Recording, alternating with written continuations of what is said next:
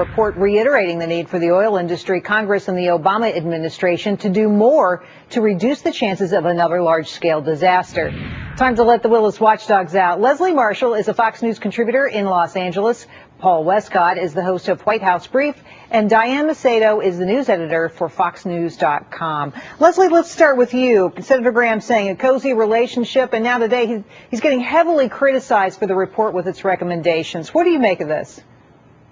Well, I think he's getting heavily criticized because, of course, on the right, at least on the Hill, and those who support them don't want more government. And obviously, if you're going to have more regulations and more watchdogs like this segment out of the government for the oil industry, that does mean more government. But I also think this is exactly what the administration was talking about, which is, look, we cannot just jump and put everybody back to drilling once again. We have to make sure that this is an area where the safety is a priority. But, Paul, we do have to drill. We do have to drill. And you know what? BP was a horrible company in this case, and now they have to pay up. And I'm sorry, they're going to have to pay. But what happens now is the rest of those drillers, especially those small drillers, can't be punished the way they should be. And basically, what the small drillers are worried about now is this unlimited cap. And if you leave an unlimited cap on liability for the small drillers, they're going to go out of business, and the price of gas goes up for you and me. Which it already is. Which it already is. That's right. What I find interesting is that their recommendation is to create yet another government agencies. I feel like the president's going to trip on his shoelace one day, and it's going to be a government agency to oversee how he ties them. And, you know, I counted today, there's more than 500 government agencies out there. There has to be at least one that, you know, can fall under this jurisdiction. And if not, then they can, you know, find another government agency that can oversee this. But we do not have to create more and more government more and more to get involved bureaucracy. Here. Okay, rapper turned business mogul 50 Cent is nearly $9 million richer after he tweeted yesterday. The New York Post is reporting Curtis Jackson, that's his real name, told followers to get in on a penny stock. H&H Imports, a marketing firm, the company's share price skyrocketed 290% after the chatter. Paul? Well, I was talking to Fiddy last night about this. We were hanging out at my crib. No, I'm just kidding. I don't know him. But what it turns out it looks like happened here was he pushed a penny stock from a guy on a show named Shark Tank, I think was the name of the show. This guy, this entrepreneur, supposedly came from, and he basically recommended the stock, made a ton of money. It's ridiculous. But you know what? It's the capital. It's free market, so I guess people bought into it. They're not that free, my friend. It's not that free. Diane?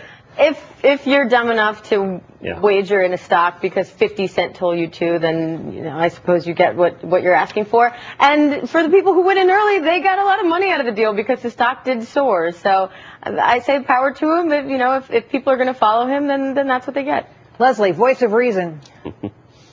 What bad economy, guys? These people have money to invest in a rapper's recommendation for stock. Obviously, he's got to change his name. I'm happy because I can't say 50 Cent. I'm just not urbanized and hip enough. So I think 50 mil maybe might be where he's going. It was brilliant, and actually go to my website. No, I'm just joking. If you want to buy stock in my show, it was brilliant.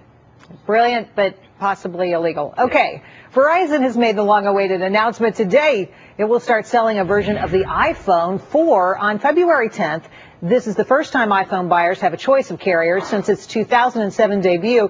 Apple's phone has been sold exclusively for AT&T's network in the U.S. Diane? I'm always a big fan of competition, so hopefully this will drive both of the providers to improve their service. And for me, I happen to be on AT&T, so the more people that go away and expand the service for me to have faster phone calls, the better off I am. So I'm all for it. Paul, you look up AT&T and iPhone on the web, and what you get back is it's not even clean. No, and I've written about half those comments. I have this, which is a paperweight right now, and I use my BlackBerry, which is Verizon, to actually make the calls I need to make. I mean, obviously, we're looking for some real service. I mean, we're talking about New York City here. The major metropolitan areas across the country can't even get service, cell phone service. AT&T's got to go, and I predict they're going to be out of business probably sometime in the next few years. Well, hallelujah competition. Leslie, what do you say? Well, you know, when I swear in my car, AT&T is always the word after the curse word. My phone dropped 8 times on the way to Fox today, and my husband, who has an iPhone, is like, please, can we switch to Verizon soon? So I think it's healthy to have competition, and I think AT&T should have provided better service. They had that option. Verizon did, and they're going to reap the benefits of that from the consumers. Interesting to see what happens from here. All right, thanks, Paul, Diane, and Leslie. We'll be right back with my 2 cents more on the former leaders of Bell, California, complaining the city isn't helping them enough.